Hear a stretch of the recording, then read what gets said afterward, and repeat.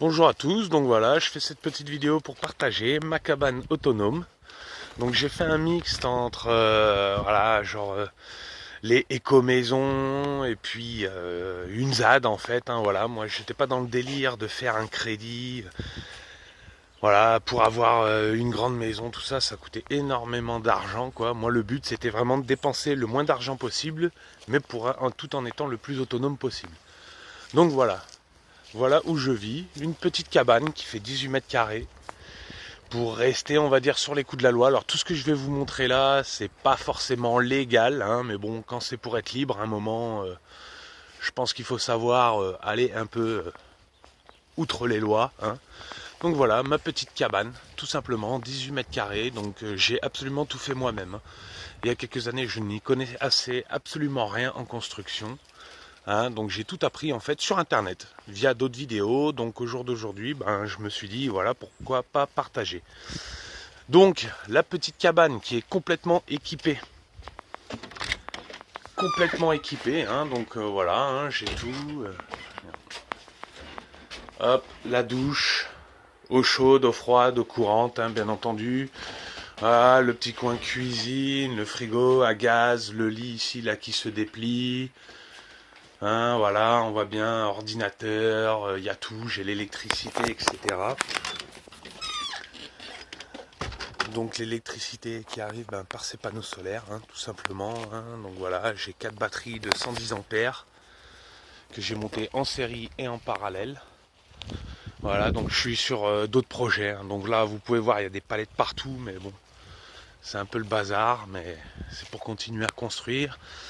Donc là, dernièrement, je me suis installé des vraies toilettes. Alors tout simplement pourquoi? Parce qu'à cet endroit, donc avant, hein, ça c'était les toilettes dans lesquelles je faisais, hein, tout simplement des WC de camping, mais dans lesquels je ne mettais pas de produits chimiques. Et que ben, je vidais, hein, tout simplement. Donc là, j'ai fait des vraies toilettes parce que à cet endroit, là, je vais me construire un biodigesteur pour produire mon gaz. Donc je ne vais pas plus en parler que ça. Hein. Si jamais il y en a qui veulent chercher sur internet, bah allez-y, un biodigesteur pour produire son propre gaz. Voilà. Pour l'eau chaude, en fait, donc j'ai tout simplement un chauffe-eau instantané, voilà, à gaz. Hein, ça marche très très bien. Donc l'autonomie. Alors sur ce terrain n'est absolument pas relié sur les réseaux nationaux, que ce soit de gaz, d'électricité, même de téléphone. Hein. Donc j'ai internet via mon mobile, hein, en partage de connexion, et j'ai internet sur l'ordinateur grâce à ça. Voilà, retour sur les petits panneaux solaires. Hein. Donc chaque panneau là développe 230 watts. À fond, bien entendu. Hein. C'est pas bon, voilà. Une petite serre, tout simplement. Donc là, le terrain, il fait 2200 mètres carrés. Hein. Là, un petit nectarinier. Alors, je me suis mis aussi un peu à la permaculture. Alors, j'ai fait plusieurs tests. Hein. J'ai fait, voilà, ici, j'avais des buts avant, mais c'était pas terrible. À savoir que la terre ici, elle est vraiment, c'était des anciennes villes. Donc, quand je suis arrivé il y a quelques années, vous imaginez bien qu'il n'y avait pas d'arbres comme ça. Hein. Il n'y avait pas non plus derrière la cabane, j'ai plein de murs et tout. Enfin voilà, de la nourriture gratuite, une haie. Là, un poulailler que j'ai fait avec une ancienne voiture. Voilà, une ancienne bagnole que j'avais. Bon, malheureusement, je n'ai plus de poules maintenant puisque j'avais que 2 poules. Hein. C'est vraiment pour avoir des œufs, mais je me les suis fait bouffer par une bête magnifique il y a quelques jours de ça. Donc voilà pour l'eau. L'eau, voilà. Parce que c'est quand même une ressource dont on a vraiment besoin à partir du moment pour vivre, hein, et puis pour cultiver tout ça. Donc voilà, en fait j'avais un fourrage qui a coûté mais vraiment pas cher, hein, 1200 euros. Hein. La chance c'est qu'il est artésien. Donc hop, dès que l'eau a commencé à remonter, on a arrêté 1200 euros. Voilà. Après j'ai fait tout un système. Vous imaginez bien que c'était pas comme ça, hein, au début. Il y a eu quand même du travail. Filtre fait maison parce que l'eau est très ferrugineuse. Donc j'ai essayé des filtres achetés dans le commerce, ça ne marchait pas, c'était vraiment, ça se bouchait direct. Là, un filtre fait maison, rien de tel. Voilà, petit bassin, je pense qu'il y a environ 6000 litres de réserve d'eau. Hein, quand vous êtes dans le sang, au milieu du bassin, j'ai l'eau qui arrive au-dessus de la taille quand même, donc il y a mon truc. Donc c'est cette eau, ici, là, cette eau, j'ai mis quelques plantes, on dit toujours quand il y a des bêtes, quand il y a des amphibiens et tout ça, c'est que l'eau est que l'écosystème il est sain, donc apparemment bah, ça doit être sain. J'ai testé le pH et tout, on peut se baigner dedans tranquillement, chose que je fais d'ailleurs, hein. Donc en fait j'ai tout simplement un tuyau qui part de ce bassin là, qui passe ici, qui revient par ce tuyau d'arrosage, hein. Donc alors tous les systèmes que j'ai fait là, c'est vraiment les moins chers possibles, c'est du bricolage et tout, mais qui fonctionne. Donc là ça arrive par ce tuyau, je refais un filtre, donc dans le fond du filtre, gros cailloux, gravier, sable, voilà, qui arrive après tout simplement dans cette cuve, voilà, hein. Et ça c'est l'eau qui me sert, qui est envoyée donc à la cabane. Donc tout simplement, hop, là un autre petit filtre, mais cette fois acheté dans le commerce, une pompe tout simplement, 24 volts, assez puissante, hein, et qui repart donc par là-bas, et donc qui me permet d'avoir l'eau courante dans la maison, qui me permet de remplir la chasse d'eau, etc., etc. Et cette pompe est branchée directement sur mes panneaux solaires là-bas.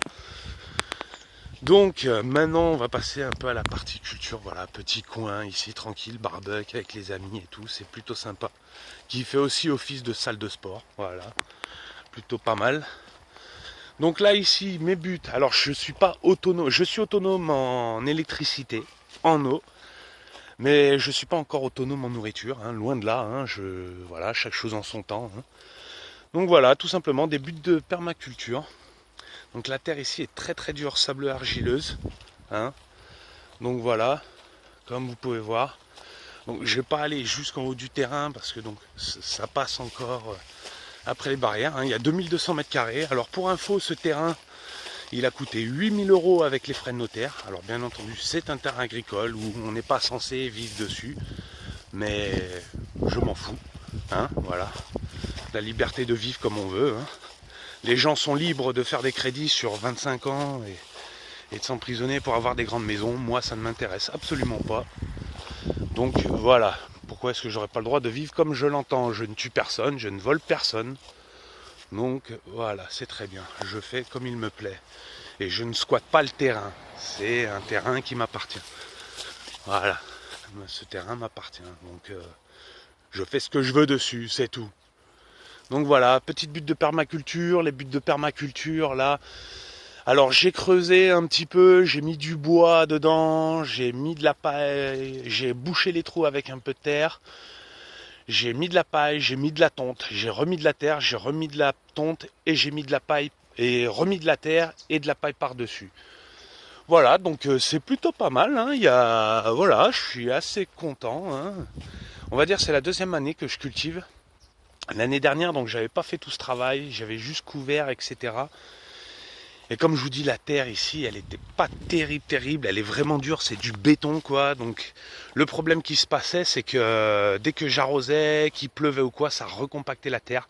Là, avec ce système comme ça, eh bien, bon, la croûte qui est au-dessus se recompacte, mais en dessous, ça reste assez soft, donc c'est plutôt une bonne chose. Et puis je le vois bien, hein. De toute façon, hein, si ça pousse comme ça, c'est que les racines arrivent à se développer, hein. Sinon, ça resterait tout petit. Voilà, un petit tour vite fait de ma cabane autonome. Il y a encore du boulot, mais petit à petit, l'oiseau fait son nid, tout simplement. Allez, ciao!